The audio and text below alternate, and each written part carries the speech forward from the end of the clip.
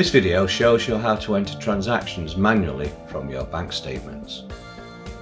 Please watch our video dealing with loading transactions from a CSV file if you want to speed up this process. Go to section 1 and enter the balance at the end of the month here. Please take care to enter the balance at the end of the month, not the last balance on the statement, if they don't run from the first of the month to the last day of the month. Then go to section 2 by clicking here. In this section, you enter the amounts of each transaction as they appear on your bank statements, with receipts being entered on the left and payments on the right. As you proceed, keep checking the running balance shown here with your bank statements to ensure that you are on track.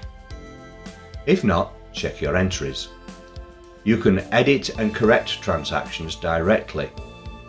You can delete any that you do not want. And if you've missed a transaction out, put the cursor on the transaction after the one that you've missed and press Ctrl and A simultaneously. This will add a blank line and let you add the missing transactions. Continue until you have entered all the transactions for the month. You can check that everything is correctly entered both here at the bottom of the screen and also here at the top.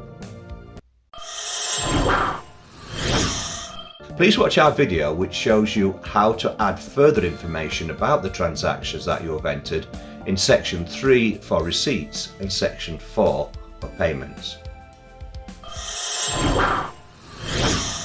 Please subscribe to our YouTube channel so that you are notified when we upload new videos. Thank you for watching this video.